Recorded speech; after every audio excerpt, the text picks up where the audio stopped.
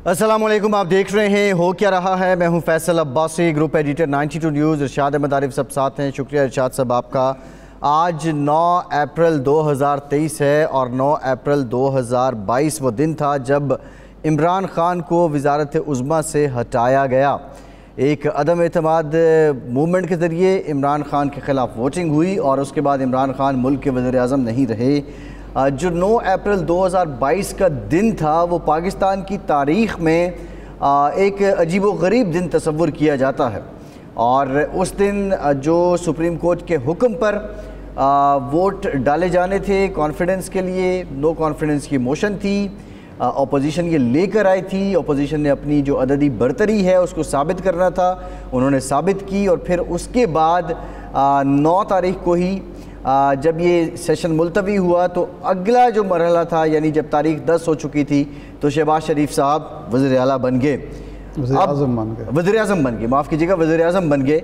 और ये जो सारा सिलसिला है अब 1 साल हो चुका है, 9 अप्रैल 2022 और 9 अप्रैल 2023 तक। इस 1 साल में सवाल ये है, इमरान खान ने, पाकिस्तान तहरीक इंसाफ ने, शुरू में उन्होंने बात की कि अमरीकी साजिश के नतीजे में उनकी हुकूमत गिराई गई। बहरहाल धीरे धीरे वो उससे साइड लाइन हो रहे हैं। बहरहाल क्या खोया क्या पाया।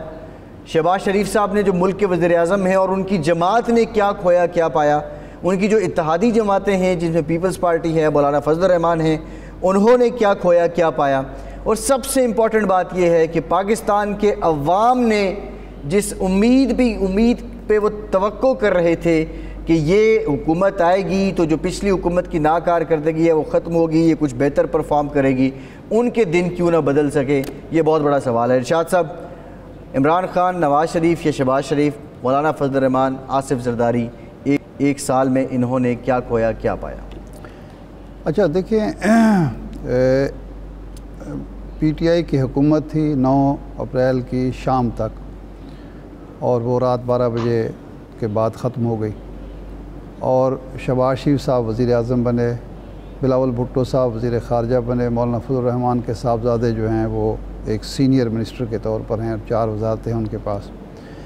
इमरान खान ने, पीटीआई ने हुकूमत खोई, मकबूलियत पाई और 3.5 साल की जो कारकर्दगी पर कुछ सवालिया निशानात थे उससे भी निजात हासिल कर ली। अब कोई भी गैर जानिबदार शख्स, मुबस्सिर, कारकर्दगी पर बहस नहीं करता। अवाम में ये बहस पूरे 1 साल में कभी नहीं हुई कि इमरान खान से दौरान इक़्तिदार क्या गलतियाँ हुई, इमरान खान की हुकूमत की कारकर्दगी कैसी थी, इमरान खान की हुकूमत अगर गई तो उनमें उसकी अपनी गलतियों का, खामियों का, कमज़ोरियों को भी डिस्कशन ये होती है कि रिजीम चेंज हुई, इमरान खान को निकाला गया इक़्तिदार से एक साजिश के ज़रिए। तो इस लिहाज से इमरान खान ने हुकूमत खोई लेकिन अवामी पजीराई, अवामी मकबूलियत, अवामी महबूबियत पाली। मुस्लिम लीग नून मेरे नुक्ता नज़र से सबसे ज़्यादा खसारे में रही। मुस्लिम लीग नून ने हुकूमत पाली और अपने मुकदमात से निजात हासिल कर ली। ये तो उनकी अचीवमेंट है कि वज़ारत उज़्मा का मनसब उनके मिल गया। उनके ख़िलाफ़ जो मुकदमात थे, ख़ास तौर पर जो शहबाज शरीफ साहब के ख़िलाफ़ मनी लॉन्ड्रिंग का केस था और उससे निजात मिलना, क्योंकि वो कानूनी माहिरीन कहते हैं कि बड़ा मजबूत केस था, उससे भी निजात मिल गई। लेकिन इससे बड़ा ख़सारा उनको है कि वो एक मकबूल जमात का जो तासुर था, मजबूत जमात का जो ज़िमनी इलेक्शन जीतती आ रही थी, जो ज़िमनी इलेक्शन जीतती चली आ रही थी, पंजाब और लाहौर जिसका गढ़ था वो अपने गढ़ से महरूम होती नज़र आ रही है। कम अज़ कम जो 17 जुलाई के इलेक्शन थे और बाद में जो ज़िमनी इंतखाबात सितंबर में हुए कौमी असम्बली के, उससे ये साबित हुआ कि वो अपना बैटल फील्ड है वो खो चुकी है। ये नुकसान हुआ।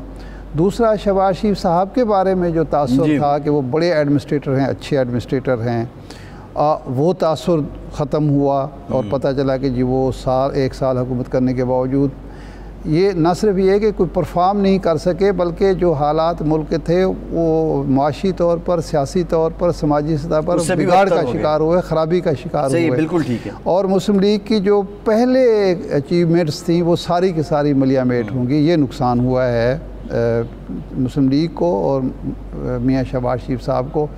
और एक शहबाज शरीफ साहब की एक और खूबी भी बयान की जाती थी कि वो अमलियत पसंद, मुफाहमत पसंद सियासतदान हैं। जो बिरादर बुज़ुर्ग हैं जी, वो महाजाराई फड्डे ले लेते हैं, लेकिन ये बड़ी मुफाहमाना सियासत करते हैं, वो भी तासुर दूर हो गया। ज़रदारी साहब ने हुकूमत पाई, हुकूमत में मेजर शेयर लिया और मकबूलियत तो खैर उन्होंने भी खोई, लेकिन ये है कि मुकदमात से भी निजात हासिल कर ली और साहबजादे बिलावल भुट्टो साहब को आलमी सतह पर मुतारफ़ कराने का, उनका तशख़्ख़ुस उजागर करने का, शख्सियत उजागर करने का फ़ायदा उन्होंने हासिल कर लिया। और इस वक्त तनकीद सारी मुस्लिम लीग पर होती है और फ़वाइद जो हैं वो ज़्यादातर, लेकिन सबसे ज़्यादा जो इस सारे अमल में फ़ायदे में रहे हैं वो मौलाना फजलुर रहमान साहब हैं जी, जिन्होंने तनकीद है ना कुछ है, बस तनकीद तो उन पे हो नहीं रही, जवाब भी वो नहीं दे रहे और फ़वाइद सारे के सारे हुकूमत जी बिल्कुल समेट रहे हैं। अच्छा इरशाद साहब, असद कैसर साहब की तरफ जाते हैं, क्योंकि असद कैसर साहब वॉज द की मैन आप कह लें 9 अप्रैल 2022 को, क्योंकि इन्होंने सारा दिन सेशन चलता रहा, फिर अचानक ये ख़बर आती है कि असद कैसर साहब इस्तीफ़ा दे देते हैं। असद कैसर साहब, आज पाकिस्तान की अवाम को आप बता दें कि हुआ क्या, आपको क्या किसी ने वोटिंग कराने से रोक रखा था कि 11th आवर तक आप इस मामले को लेकर गए? फिर इमरान खान ने ये कहा कि आप दबाव में आ गए थे, वरना 2-3 दिन वो इस मामले को और चला सकते थे। किसका दबाव था आप पे? एग्जैक्टली कौन आपको प्रेशराइज़ कर रहा था 9 अप्रैल 2022 को? बिस्मिल्लाहिर्रहमानिर्रहीम। सबसे पहले तो इरशाद आरिफ साहब ने बहुत अच्छा तज्ज़िया किया और इसके तज्ज़िये से मैं जो है ना और मुकम्मल तौर पर इत्तेफाक करता हूँ कि जो उन्होंने बिल्कुल एक पूरा नक्शा खींचा है। दूसरी है कि आज के दिन जो है ना, मैं समझता हूँ कि पाकिस्तान की तारीख का एक बदनमा दिन और तारीख दिन था। उसी दिन मैंने जो कुछ किया है, मैंने तमाम जो कानून और आइन की बातदारी करते हुए किया। मुझे मतलब 12 बजे तक टाइम था, मुझे टेलीफोन आया रात 10 बजे प्राइम मिनिस्टर ऑफिस से। वहाँ क्योंकि वो साइपर मुझे हवाले करना था तो मैं गया उधर, साइपर मुझे हवाला किया गया। उधर जो सीनियर लीडरशिप थी PTI की वो सारी मौजूद थी। खान साहब सहाफ़ियों के साथ मसरूफ थे। मुझे कहा गया कि खान साहब मिलना चाहते हैं, ये सहाफ़ियों से मीटिंग हो जाए तो आप थोड़ा वेट करें। थोड़े तकरीबन कोई 11 बजे टाइम खान साहब फारिग हो गए, मुझे बुलाया। उस वक्त जो हमारे तमाम तकरीबन 14-15 सीनियर लीडर जो थे वो उधर बैठे रहे। बाबरवान भी था, असद उमर, शामुद कुरैशी, परवेज़ पटेल, शफकत, मतलब जो सीनियर लोग थे सारे उधर मौजूद थे। तो खान साहब ने पूछा सबसे, अच्छा बताएं अभी क्या करना है? तो बाबरवान से सबसे पहले उसने पूछा। बाबरवान साहब ने बताया कि क्योंकि ये आइन का तकाजा है और सुप्रीम कोर्ट के फैसले का तकाजा है, हमें आज 12 बजे से पहले एक प्रोसेस को शुरू करना चाहिए और बीइंग कानून के बरदारी पे यकीन रखते हुए पार्टी जो है ना ज़रूरी है कि सुप्रीम कोर्ट के फैसले को ऑनर करे और इसके ऊपर जो है अमल दरामद करे। फिर तमाम ने जितने भी बैठे थे, सिर्फ 1-2 की जो मैं कहता हूँ कि 5% लोगों ने इससे इख्तलाफ किया, लेकिन सब ने ये कहा कि नहीं, ये जो है ना आप ये प्रोसेस कंप्लीट करवाएं और जो कानून की और कॉन्स्टिट्यूशन की जो उसके मुताबिक आप अमल दरामद करें। और मुझे सिर्फ इतना, फवाद चौधरी ने बीच में ऐसे मशवरा दिया कि आप जो है ना इस्तीफा दें। मशवरा यह है कि स्पीकर साहब इस्तीफा दें, तो सब ने इसके साथ एग्री किया। मैंने कहा कि जो आप लोगों का फैसला है जी। तो उस रात जो कुछ हुआ, अच्छा असद साहब यहीं पे बात एक ब्रेक लेते हैं। अच्छा साहब ये यहीं पे गुफ्तगू को रोकते हैं, एक ब्रेक लेते हैं और ब्रेक के बाद यहीं से गुफ्तगू शुरू करेंगे। हमारे साथ रहिए।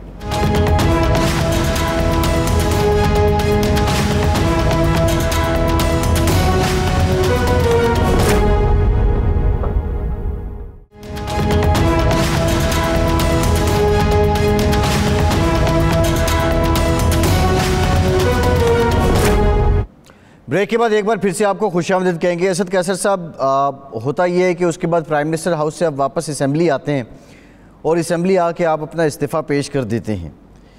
अब जब सुप्रीम कोर्ट का ये हुक्म था, ये सारा मामला था, तो एक तो ज़ाहिर है स्ट्रेटेजिक था आपका जो इंतखाबात उसके उस पर वोटिंग करवाने में आप जो ताख़ीर कर रहे थे, लेकिन इस सारे दौरानिए में जो इमरान ख़ान के साथ एक इंटरव्यू मंसूब है जिसमें वो कहते हैं कि स्पीकर मेरे प्रेशर में आ गए वरना मैं ये 2-3 दिन और मामला लटका सकता था, आपको क्या किसी और समत का भी प्रेशर था?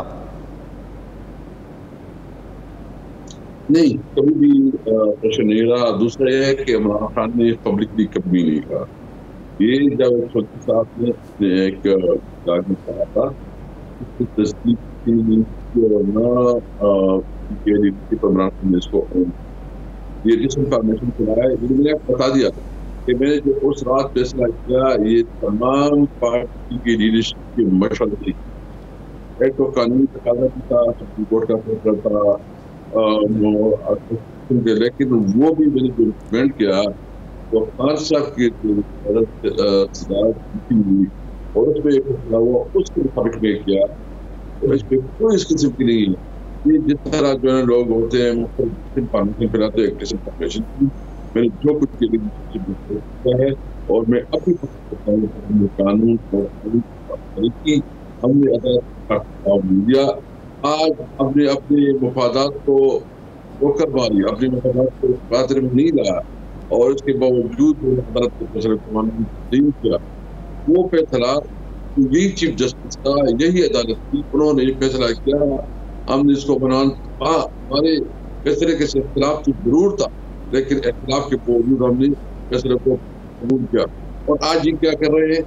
आज ये उसी अदालत की, उसी चीफ जस्टिस की फैसले के खिलाफ साजिशें कर रहे हैं, उसको बदनाम कर रहे हैं, उससे मुतालिबा कर रहे हैं कि तुम डिजाइन दे दो, उसके खिलाफ कैंपेन चला रहे हैं और ये कोशिश कर रहे हैं कि अदालत के फैसले को भी ना माने।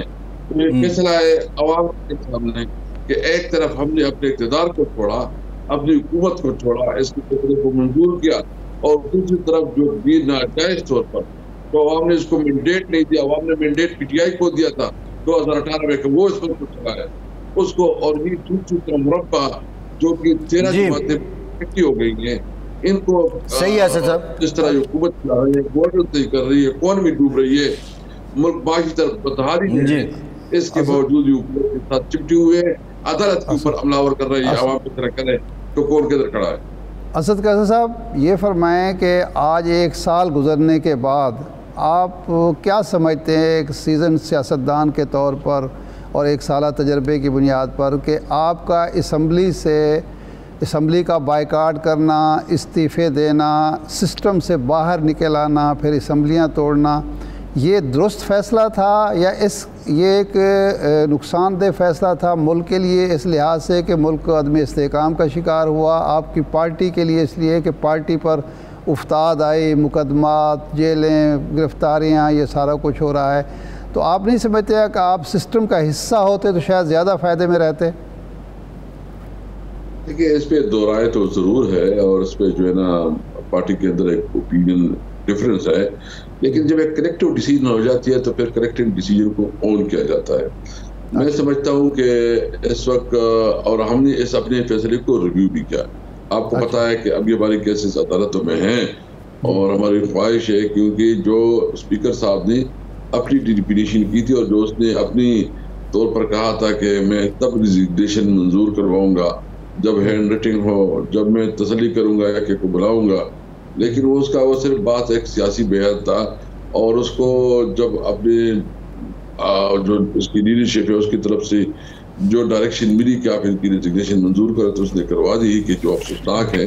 लेकिन बहरहाल हम समझते हैं कि उसके हवाले से हमारी पार्टी के अंदर भी दो राय थी, लेकिन इस वक्त चूंकि हम अपने फैसले रिव्यू कर चुके हैं और हमें उम्मीद है कि आइंदा तारीख को जो है ना हम ये फैसला हो जाएगा और हम इस वापस जाएंगे और जो हमारा कानूनी और आईनी हक है असेंबली की प्लेटफॉर्म से अपनी जंग जारी रखेंगे।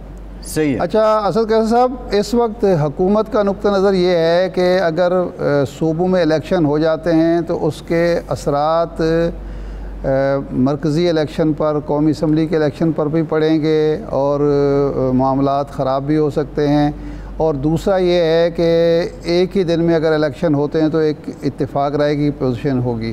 क्या इस हवाले से कोई पसे पर्दा राब्ते, कोई मुज़ाकरात, कोई पेशरफ्त, इस हवाले से आप कुछ हमें बता सकते हैं?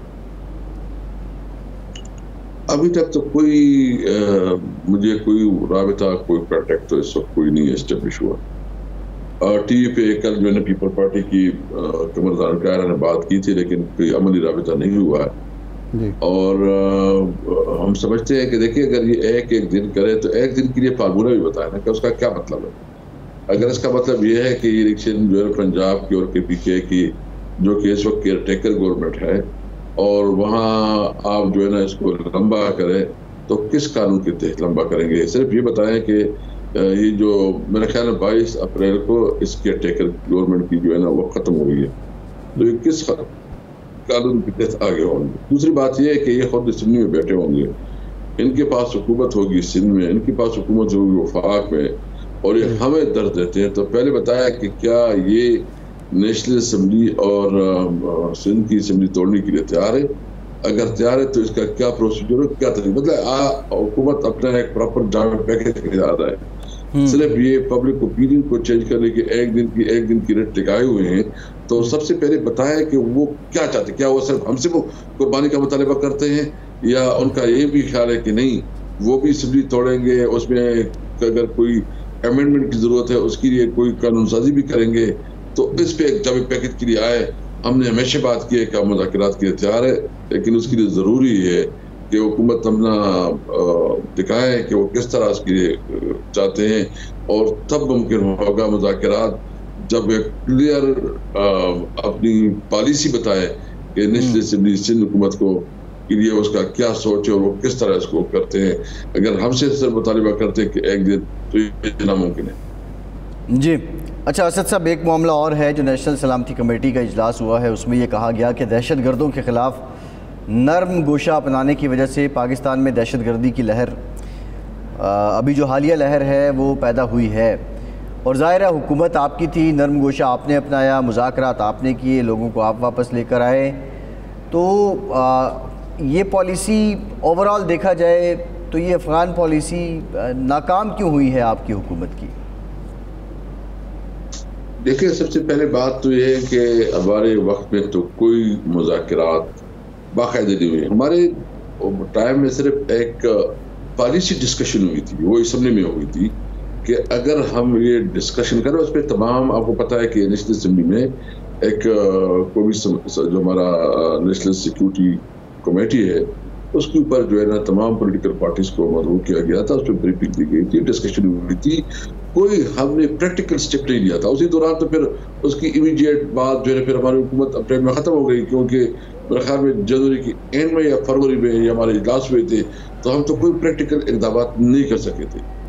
जो इन्होंने किया है उसने टेक्निकली उसकी अंदर बड़ी गलतियाँ की, न कौम को फिर से इत्तेफाक में लिया, न जो उसकी नेगोशिएशन थी उसके लिए जो तरीक़ाकार और प्रोसीजर थी उसको अडॉप्ट किया गया। तो हम समझते हैं कि वो जो उन्होंने लोगों को लेके आए थे, इस पे हमारी पार्टी की कोई से नहीं थी।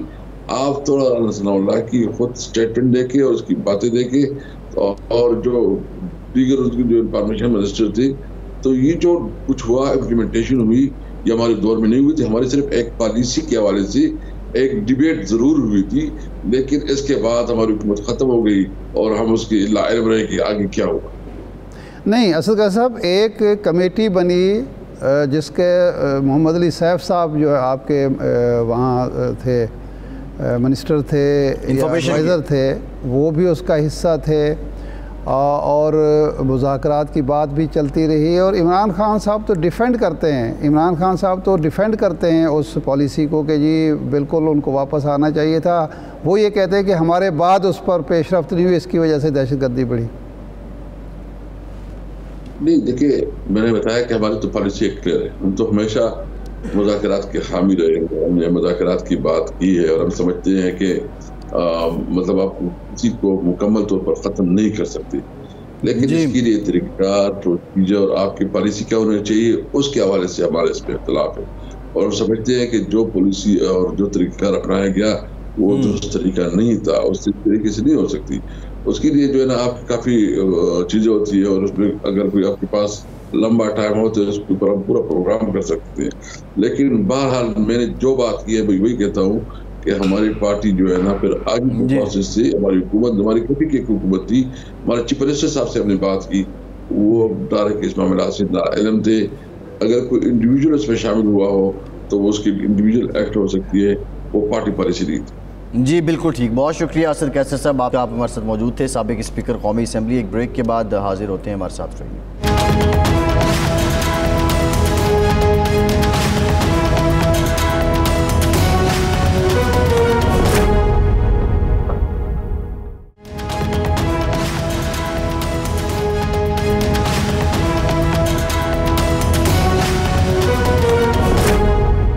ब्रेक के बाद एक बार फिर से आपको खुशामदीद कहेंगे। हमें ज्वाइन किया है पाकिस्तान के मायनाज कानून साज और कानूनदान नैयर बुखारी साहब ने, पाकिस्तान पीपल्स पार्टी के सीनियर रहनुमा हैं। शाह साहब बहुत शुक्रिया आपके वक्त का। बुखारी साहब, आज 9 अप्रैल 2023 है, 1 साल हो गया है आपकी इस इत्तेहादी हुकूमत को आए हुए, इस पर भी हम बात करेंगे।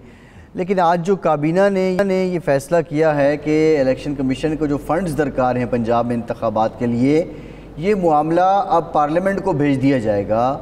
क्या ये बहुत बड़ा हजम है और पार्लियामेंट को इन हालात में ये भेजना क्यों ज़रूरी है, और इससे पहले काबीना कितने ऐसे मामलात को पार्लियामेंट के सुपुर्द कर चुकी है? शुक्रिया। देखिए, गुजारिश ये है कि हर साल जब बजट अप्रूव होता है या मंजूर की जाती है, नेशनल असेंबली करती है, तो डिफरेंट हेड्स की एलोकेशंस होती हैं, डिफरेंट मिनिस्ट्रीज़ की एलोकेशंस होती हैं। क्योंकि 2023 में जो इलेक्शन आने थे वो ऑब्वियसली आफ्टर जून 2023 आने थे, तो इसलिए 2022-23 का जो बजट था उसमें एलोकेशन प्रॉबेबली नहीं थी, और उसके लिए उन्होंने फंड एलोकेशन करनी थी इलेक्शन कमीशन ऑफ पाकिस्तान को। और जो इलेक्शन कमीशन ऑफ पाकिस्तान की रिक्वायरमेंट है, क्योंकि इलेक्शन बिफोर बजट आ रहे हैं, तो इसलिए नेशनल असेंबली से जो एक्सपेंसेस की अप्रूवल है उनको चाहिए थी, तो उन्होंने रेफ़र कर दिया। होपफुली इलेक्शन कमीशन की जो रिक्वेस्ट तो नहीं है, ये तो एक डायरेक्शन है, उसको नेशनल असेंबली बिल्कुल कंसिडर करेगी और उसको लाइट ऑफ द जजमेंट को फैसला करेगी। अच्छा बुखारी साहब, 123 या 25 नशिस्तों पर ज़िमनी इलेक्शन का ऐलान हो चुका था। 9 नशिस्तों पर पहले हुआ भी इलेक्शन, उस पर भी तो अखराजात आने थे, और वो भी बिफ़ोर जून हो रहे थे, बिफ़ोर जुलाई हो रहे थे। उसके लिए पैसे हुकूमत के पास हैं, और ये जनरल इलेक्शन जो पंजाब का है इसके लिए पैसे नहीं है। ये थोड़ा सा तजाद नहीं है? मेरा ख्याल है उसके लिए भी पैसे नहीं थे, इलेक्शन कमीशन ने ही गवर्नमेंट से पैसे मांगने थे, और वो अभी पास से ट्रांसफ़र नहीं हुए थे। और उसमें फिर आप वो देखें, जो अमली देखें या डबल स्टैंडर्ड देखें या वो समर सॉल्ट देखें कि पहले कहा इलेक्शन कराओ और फिर हाई कोर्ट्स में चले गए कि हमारे रेजिग्नेशन एक्सेप्ट ना किए जाए। तो वो ड्यूअल अप्रोच देखें या पॉलिसी देखें पीटीआई के उन मेंबरान की। एक स्टेज पे इलेक्शन करवाना चाहते थे और दूसरी स्टेज पे उन्होंने कहा कि जनाब नहीं, हमारे रेजर्वेशन एक्सेप्ट ना किए जाए। तो ये इन वाइडर कॉन्टेक्स्ट देखना पड़ेगा जो आज पॉलिटिकल सिचुएशन है मुल्क की, और उसमें बिल्कुल 9 अप्रैल आपको 2022 को भी याद है कि उस वक़्त क्या खलवाड़ किया गया आइन के साथ, और उसमें खलवाड़ करने में उस वक़्त का प्राइम मिनिस्टर, उस वक़्त का प्रिजाइडिंग ऑफिसर, डिप्टी स्पीकर और उस वक़्त का प्रेसिडेंट क्या उन्होंने आइन का खलवाड़ करके आर्टिकल 6 को इन्वोक नहीं किया। अच्छा, इसमें एक चीज़ उस रजीम चेंज की तरफ तो आते हैं, ये अगर असम्बली में कल हुकूमत या परसों जाती है, फ़ंड्स तलब करती है 21 अरब के या उससे कम के, आपका ख्याल ये है कि एक कानूनी रिक्वायरमेंट के तौर पर असम्बली में जा रहे, असम्बली रिजेक्ट कर देती है, तो क्या ये हुकूमत की नाकामी नहीं होगी? और मुतालबा ज़र की अगर या कटौती की कोई तहरीक जो है वो नाकाम हो जाए तो हुकूमत को तो इस्तीफ़ा देना पड़ता है। ऐसी भी कोई ख़दशा महसूस करते हैं आप? देखें जी, जब फाइनेंस बिल डिफीट होता है ना जी, तो फाइनेंस बिल डिफीट होता है तो ऑब्वियसली इसका मीन्स कि जी मेजॉरिटी नहीं है जी, वो बड़ा इंपॉर्टेंट होता है। लेकिन अगर ये अब पैसों की रीअप्रोप्रिएशन के भी प्रोविजंस मौजूद होती है, एंड प्रोबेबली ये रीअप्रोप्रिएशन के लिए जाएंगे। तो जो इवन पासिंग ऑफ बजट के भी जो ग्रांट्स अप्रूव की जाती हैं, डी फैक्टो ग्रांट्स अप्रूव की जाती हैं, तो ये मेरा ख्याल है कि नई एलोकेशन इस तरह होगी कि बाकी किसी जगह से रीअप्रोप्रिएशन करके फंड्स फराहम करने की कोशिश की जाएगी, अगर असेंबली ने एग्री किया तो। जी ठीक है। अच्छा, अब ये रजीम चेंज पर आ जाते हैं। 1 साल गुजर गया पूरा।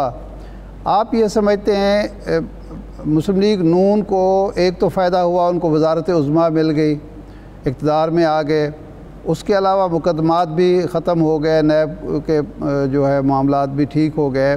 पीपल्स पार्टी, आप क्या समझते हैं कि पीपल्स पार्टी ने इस 1 साल में क्या पाया है और क्या खोया है, अगर आप तज्ज़िया करना चाहें तो? देखिए, पीपल्स पार्टी का एक मौक़िफ़ जो रहा मेरा जमहूरियत के हवाले से कि वो हमेशा जमहूरी अदारों की स्ट्रेंथन पे बिलीव करती है। जी। पीपल्स पार्टी हमेशा इस बात पे यकीन रखती है कि इस मुल्क में आइन और कानून की बालादस्ती हो, और उसके लिए पीपल्स पार्टी की तारीख गवाह है। हमने बहुत सारी कुर्बानियाँ दी। जी। हम पॉलिटिकल अलायंस में हैं, गवर्नमेंट में हैं, और सबसे बड़ा जो हम समझते हैं प्रॉब्लम पीपल्स पार्टी फेस करती है कि अलायंस की गवर्नमेंट को भी जो फेस कर रही है वो है जो महंगाई का जोर है। वो जो कॉमन आदमी की ज़िंदगी जो है वो दुश्वार हो गई है। इसकी वजह से खाली पीपल्स पार्टी रिस्पॉन्सिबल नहीं, लेकिन ये कोलिशन गवर्नमेंट की पूरी कोशिश थी। लेकिन इंटरनेशनली जैसे हालात थे और पाकिस्तान के ऐसे हालात थे कि इकॉनमी बेहतर नहीं हो सकी, और वो जो माइंस बिछा के गए थे पुरानी गवर्नमेंट, उसके असरात पाकिस्तान की इकॉनमी पे आज भी आ रहे हैं। और आप ये देखें कि आज मैं भी एक आर्टिकल पढ़ रहा था, इवन इंडिया में भी चीज़ें बहुत महंगी हैं, लेकिन इंडिया की फॉरेन एक्सचेंज रिजर्व्स हैं, हमारे पास फॉरेन एक्सचेंज रिजर्व नहीं है, और ये सैलाब की वजह से भी हमारी इकॉनमी बड़ी डिस्टर्ब हुई। तो अच्छा बुखारी साहब, ये मामला तो है, बुखारी साहब ये मामला तो है, लेकिन मैं चाहूँगा थोड़ी इस पर आप जरा आईनी और कानूनी राय भी दें। अब सुप्रीम कोर्ट ने ये हुक्म दिया हुआ है कि जो 11 अप्रैल है उस वक्त तक ये फ़ंड्स इलेक्शन कमीशन को दे दिए जाएं। अगर फ़ंड्स की फराहमी इलेक्शन कमीशन को नहीं की जाती है तो फिर क्या कोई कंटेम्प्ट ऑफ कोर्ट भी लग सकती है? अगर लगेगी तो फिर किस पे लगेगी? उसका ज़िम्मेदार कौन हो सकता है? सेक्रेटरी ख़जाना है, वज़ीर ख़जाना है, या वज़ीर आज़म है? मतलब इसके आफ्टर मैथ्स क्या हो सकते हैं इस फैसले पे अगर अमल दरामद नहीं होता तो? देखिए, अभी ये फैसला ही कंट्रोवर्शियल हो गया है, इसलिए कि हुकूमत तो कहती है कि जो सुओ मोटो था और जो पिटीशन थी इसको डिसमिस तस्वर किया जाए, क्योंकि मेजॉरिटी जो है इसके अगेंस्ट थी, और वो 4-3 का समझते हैं डिसीजन है, 4-3 का डिसीजन है तो पिटीशन डिसमिस्ड है। अगर पिटीशन डिसमिस्ड है तो फिर देयर इज नो ऑर्डर। लेकिन अगर जो जहाँ पे चीफ जस्टिस साहब का कहते हैं कि जी 5-3 का डिसीजन है, तो फिर उसके लिए तो अब ये decision has become a controversial. बिलखुसूस पहले आगाज़ हुआ मंदोखेल साहब की वजह से, मंसूर अली शाह साहब की वजह से, फिर वो याया अफरीदी साहब का, और फिर आखिरी बात जो अतर मिनल्ला साहब ने की। तो अब तो बड़ी क्लियर कट पोजीशन सामने आ गई, और फिर वो जस्टिस जो काजी फैज़ ईसा साहब की जजमेंट है। तो मैं समझता हूँ कि मैं तवक्को करता था, जो मैं ख़ुद इस लीगल प्रोफेशन से हूँ, कि सुप्रीम कोर्ट के ऑनरेबल जजेस बड़े ही रिस्पेक्टेबल, बड़े लॉ नोइंग, और वो माहिर कानून भी होते हैं, और एज के उस हिस्से में होते हैं कि ये इन इश्यूज़ को रिजॉल्व अपने घर के अंदर बैठ के करना चाहिए। ये इन हाउस इसको रिजॉल्व करना बहुत ज़रूरी था। ये बड़ी गलत मैसेज जा रहा है कि आज सुप्रीम कोर्ट डिवाइडेड है। डिसएग्रीमेंट जजमेंट्स पे तो आ जाता है, लेकिन हम ये देखते हैं कि एक बेंच एक फैसला करता है तो उसके मुकाबले में दूसरा बेंच दूसरा फैसला कर लेता है। तो ये फिर टिट फॉर टैट पोजीशन जो है, ये मैं नहीं समझता हूँ कि ये मुनासिब है सुप्रीम कोर्ट के लेवल पे जजेस पे, जो अदालत उज़्मा के ऑनरेबल जजेस हैं, जिनके पास एक्सपीरियंस है, नॉलेज है, मैच्योरिटी है। तो इस पे हमें बड़े ठंडे दिमाग से बैठना पड़ेगा। और सबसे बड़ी बात है कि टॉलरेंस की एक सेकंड और बुखारी साहब, ये 2 बेंचों का मामला है। एक बेंच है जो 27 तारीख को जब 9 रुकनी बेंच जो है डिज़ाल्व होता है और 9 रुकनी बेंच ये कहता है कि जी चीफ जस्टिस साहब नया बेंच बनाएं, रिकॉन्स्टिट्यूट करें, 5 रुकनी बेंच बनता है। वो एक फ़ैसला देता है 3-2 से। अच्छा, जो नोट्स आ रहे हैं वो उस बेंच के हवाले से आ रहे हैं। एक बेंच दूसरा बनता है, वो 1 मार्च का फ़ैसला है। दूसरा बेंच जो है वो ये है 27 मार्च वाला, जो अप्रैल में फ़ैसला देता है। इस फैसले पर मसला इस वक्त अटका हुआ है ना जी। ये तो 5 रुकनी बेंच था, 2 जज अलग हो गए, 3 रुकनी बेंच ने मुत्तफ़िका फ़ैसला दिया है। खिलाफ वर्जी इस फैसले की हो रही है। उस फैसले पर तो अमल हुआ, तारीख भी आ गई, उसके लिए कागजात नामजदगी दाखिल हो गए, सारा प्रोसेस मुकम्मल हुआ, उस पर तो किसी को एतराज़ नहीं हुआ। हुकूमत को एतराज़ हो रहा है इस फैसले पर जो इत्तेफाक राय से 3 जजों ने दिया है। तो हमारा सवाल इस हवाले से, अगर इस खिलाफ वर्जी होती है तब क्या होगा? देखिए, ये मिसकंसेप्शन है इरशाद आरिफ साहब कि जब ये वो फैसला पहला आया था तो उसी दिन लॉ मिनिस्टर ने कहा कि ये 4-3 का डिसीजन है जी, पिटीशन डिसमिस तस्वर करते हैं जी। तो मैं समझता हूँ कि ये डिस्कशन मैं और आप करके हम सुप्रीम कोर्ट के जो वर्डिक्ट है उस पर अपना ओपिनियन क्या हम दें, और वो हमारा ओपिनियन भी कोई इम्प्लीमेंट तो नहीं होगा। इम्प्लीमेंट तो वो होगा जो जुडिशल फोरम करेगा या जो पार्लिमानी फोरम करेगा। तो मैं समझता हूँ कि ये इन दी नेशनल इंटरेस्ट और आइन और कानून की बालादस्ती को सामने रखते हुए सुप्रीम कोर्ट को इस इशू को रिजॉल्व करना चाहिए, और ताकि हम इस जो प्रॉब्लम में पूरी कौम फंसी पड़ी है इससे निकला जा सके। और हम समझते हैं कि ये जजेस जो है, क्योंकि एक मुतालबा आता रहा कि जी फुल कोर्ट का बेंच बना दें आप, तो let's get out of this controversy. Peoples Party क्या चाहती है बुखारी साहब? इन चीजों का सवाल ये, पीपल्स पार्टी इलेक्शन चाहती है? देखें जी, हम कहते हैं कि जो आइन कहता है हम आइन के मुताबिक अमल करने को तैयार हैं। आइन तो कहते हैं 90 रोज में इलेक्शन करवाएं, वो तो नहीं हो रहे। अब जो सुप्रीम कोर्ट ने डेट दी है, लेकिन जी वो भी 90 डेज के अंदर नहीं है, तो फिर वो 90 डेज की वायलेशन तो होगी ना जी। ठीक है, लेट्स रिजॉल्व इट नाउ। इसको रिजॉल्व करना सुप्रीम कोर्ट अपनी जिम्मेदारी निभाए और पार्लियामान अपनी निभाए। कौम मुतहम्मल नहीं हो सकती इन क्राइसिस की स्टेज पे। लोग भूख से मर गए हैं और हम इस इशू से बाहर नहीं निकल पा रहे हैं। बिल्कुल ठीक, बिल्कुल ठीक। बहुत शुक्रिया नैयर बुखारी साहब, आपके वक्त आप हमारे साथ मौजूद थे। एक ब्रेक, और ब्रेक के बाद कुछ जिक्र करेंगे जो मुआशी पाकिस्तान के हालात हैं, लेकिन इन हालात में भी कुछ अपॉर्चुनिटीज़ हैं, वो क्या हैं, ब्रेक के बाद बात करते हैं।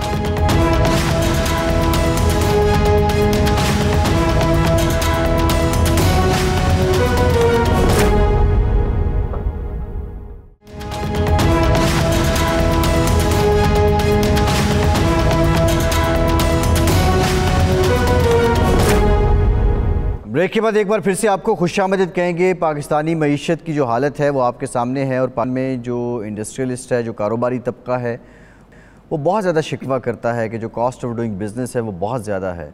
पाकिस्तान में जो इंपोर्ट बेस इकॉनमी है, हमारी मेजर इंपोर्ट जो हैं वो पेट्रोलियम मसनूआत हैं, या फिर ईंधन के लिए हम जो मटेरियल है वो इंपोर्ट करते हैं। अब इस मसले का कोई हल है? इसको कैसे हल किया जा सकता है कि पाकिस्तान तवानाई में ख़ुद कफ़ील हो सके, और ऐसी तवानाई जो सस्ती भी हो?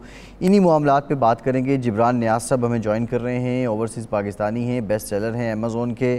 जिब्रान साहब, ये बताइएगा, पाकिस्तान में ये जो तवानाई का बहरान है, क्या पाकिस्तान के पास अपने इतने वसाइल हैं कि इस बहरान से निपटा जा सके और इम्पोर्ट पाकिस्तान की कम हो सके? ये जो बोझ बन जाती है इम्पोर्ट आके एंड में पाकिस्तान के ख़जाने पे। जी, मेरी क्योंकि सारी मैन्युफैक्चरिंग पाकिस्तान में है, और बाकी कंपनीज की तरह मुझे भी जब एनर्जी के मसाइल पैदा हुए, एनर्जी जो नेचुरल गैस की कमी और उसका जो बढ़ता हुआ टैरिफ है उसकी वजह से, तो हमने ऑल्टरनेट्स पे काम करना शुरू किया, और हमें पता चला कि दुनिया भर में इस प्रॉब्लम के सोल्यूशन के लिए लोग बायोमास पैलेट्स इस्तेमाल कर रहे हैं। हमने उसकी मशीनरी इंपोर्ट की और उससे हमने एग्रीकल्चर वेस्ट को इस्तेमाल करते हुए बायोमास पैलेट्स बनाए और उन बायोमास पैलेट्स को हमने कोल का अल्टरनेट यूज़ किया जो कि नेचुरल गैस और कोल का अल्टरनेट है, जिसकी वजह से हमारी एनर्जी कॉस्ट तकरीबन 60 से 70% कम हो गई। पाकिस्तान में हर साल 50 मिलियन टन एग्रीकल्चर वेस्ट पैदा होता है, जिसमें rice husk, different types of straws, soya stock, bagasse, would chips और सॉडस्ट, और इसके अलावा जो दूसरे मैन्योर्स में थे जिसमें गोबर या काउ डंग शामिल है, ये तकरीबन 50 मिलियन से 70 मिलियन टन हर साल पैदा होता है। और अगर हम इसको बायोमास पैलेट्स में कन्वर्ट कर लें और इसको as an alternate source of energy use कर लें बर्निंग के लिए या फिर फ्यूल जनरेशन के लिए या बॉयलर्स में या डोमेस्टिक पर्पस के लिए भी इस्तेमाल हो सकते हैं, चूल्हों में, हीटर्स में, हीटिंग के पर्पस के लिए, और इंडस्ट्री में भी ये बॉयलर्स में और हीटिंग के लिए इस्तेमाल हो सकते हैं as a alternate to natural gas और कोल, जो कि हम अभी कर भी रहे हैं अपनी फैक्ट्री में और दूसरे लोगों से भी शेयर कर रहे हैं। जबरान साहब, ये जो 50 या 60 या मैक्सिमम फर्ज कर लेते हैं कि 70 मिलियन टन जो सालाना है, ये हमारी कितनी ज़रूरतें पूरी कर सकती है? हमारा इस वक्त जो ज़रूरत है इंडस्ट्री की और डोमेस्टिक, और ये जो पैदावार होगी, ये कितनी तनासब होगा इसका?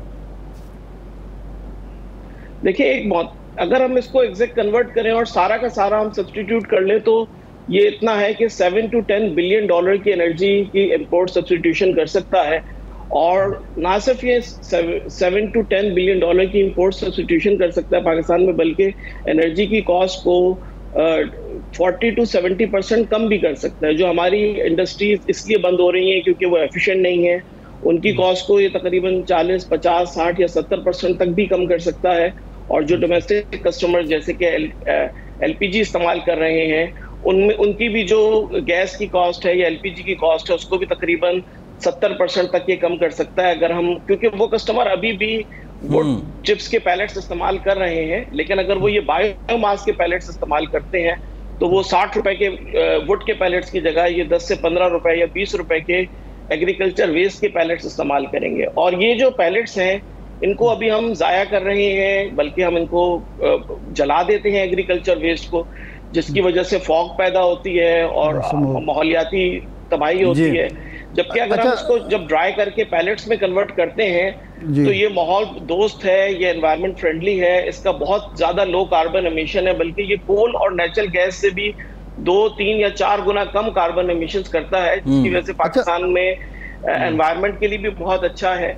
और ये फरमाएं, जो हम हमारा जो फार्मर है उसको इसके बहुत अच्छे पैसे मिल सकते हैं इसको जलाने के बजाय, तो वहाँ भी इसका बहुत ज्यादा बेनिफिट है। जी जवान साहब, ये फरमाएं कि इसमें मुश्किलात क्या हैं, क्या वजह है कि चलो गवर्नमेंट तो उस तरफ नहीं आ रही होगी, ब्यूरोक्रेसी की रुकावटें होंगी, तो ये जो प्राइवेट सेक्टर है ये इस तरफ क्यों नहीं आ रहा?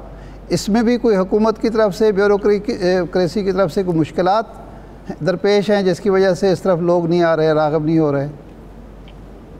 देखिए, एक तो हमें इंपोर्ट एलसीज के मसाइल हैं कि जो नॉन एक्सपोर्टर्स हैं या रेगुलर आम लोग हैं, जो लोकल कंपनीज हैं, उनके ऊपर मशीनरी की इंपोर्ट पे काफ़ी रुकावट है। लेकिन ये ऐसी इंपोर्ट है कि जिसको खोलना चाहिए, क्योंकि इसकी अगर आप एक मशीन मंगाते हैं तो वो 2 से 3 महीने में आपकी इंपोर्टेड फ्यूल को खत्म कर देगी, यानी कि अपनी कीमत वापस इकोनॉमी में ले आएगी। और अगर हुकूमत मिसाल के तौर पे जो भी इस पे इंपोर्ट खोलेगी तो वो 2 से 3 महीने में उतनी फ्यूल कम इंपोर्ट करनी पड़ेगी और वो पैसे फिर आगे जाके हमें बचना शुरू हो जाएंगे। तो एक तो गवर्नमेंट को इसकी मशीनरी की इंपोर्ट को फौरन अलाउ करना चाहिए। दूसरा ये है कि एग्रीकल्चर प्रोडक्ट्स पे सेल्स टैक्स नहीं होता और हम गवर्नमेंट से चाहते हैं कि जो लोग मार्केट में ये पैलेट्स बेचें, आप उनसे भी सेल्स टैक्स चार्ज ना करें, क्योंकि ये भी एक तरह की एग्रीकल्चर प्रोडक्ट ही है। तो अगर गवर्नमेंट इन 2 एरियाज पे सपोर्ट करे तो इसकी अडॉप्शन वैसे तो बहुत तेजी से पाकिस्तान में अब होने लग गई है, और हमारी पाकिस्तान की तकरीबन 25 से 30% बड़ी इंडस्ट्रीज हमसे मीटिंग्स कर रही हैं, इसको सीख रही हैं, हम इसके बारे में अवेयरनेस फैला रहे हैं। लेकिन ये जो 4 या 5 साल में अडॉप्शन होगी, अगर हुकूमत इसमें थोड़ी मदद करे तो ये 1 से 2 साल में अडॉप्शन हो सकती है। और गवर्नमेंट का जो एक बहुत सीरियस प्रॉब्लम है कि उनका करंट अकाउंट डेफिसिट ये 7 से 10 बिलियन डॉलर तक बहुत तेजी से कम कर सकता है। सही है। अच्छा, एक तो मामला हमारा इंपोर्ट का है, दूसरा बहुत ज़्यादा बात की जाती है जिब्रान साहब आईटी एक्सपोर्ट की, और गवर्नमेंट ये भी कहती है कि हमने खासी छूट भी दे रखी है, तकरीबन ये टैक्स फ्री जोन है। क्या रीज़न है फिर भी हम 2-3 बिलियन डॉलर से ऊपर नहीं जाते, जबकि कहा जाता है कि पोटेंशियल पाकिस्तान में 7-8 बिलियन डॉलर का है? देखिए, हम अपना मवाजना अपने पड़ोसी ममालिक से करते हैं, और हमारा एजुकेशन निज़ाम इतने ज़्यादा हाई क्वालिटी रिसोर्सेज नहीं प्रोड्यूस कर पाता कि हम उतने ज़्यादा अच्छी सैलरी के लड़के मार्केट में प्रोड्यूस कर सकें। अभी हमारी आईटी इंडस्ट्री में जो भी हम रिसोर्सेज प्रोड्यूस करते हैं, एक तो उसका एक बड़ा हिस्सा ब्रेन ड्रेन हो जाता है। जैसे मैं जिस इदारे से वाबस्ता हूँ वो पाकिस्तान का टॉप कंप्यूटर साइंस का इदारा है, लेकिन उसके भी 80% से 90% लोग जो हैं वो दूसरे ममालिक में इमिग्रेशन लेके जा चुके हैं। तो एक तो हमारे जो बहुत अच्छे लोग हैं उनका एक बड़ा हिस्सा मुल्क से बाहर चला जाता है, और जो बच जाते हैं वो इतनी ही रेवेन्यू प्रोड्यूस कर सकते हैं। बहुत ज़्यादा तेज़ी से हम इसको नहीं बढ़ा सकते। ज़्यादा हमें इंडस्ट्री की ग्रोथ पे काम करें तो वहाँ से हमें बहुत तेज़ी से तरक्की मिल सकती है। नहीं, आप क्या एजुकेशन सिस्टम की बात कर रहे हैं कि वो इतना अच्छा ह्यूमन रिसोर्स प्रोड्यूस नहीं कर रहा?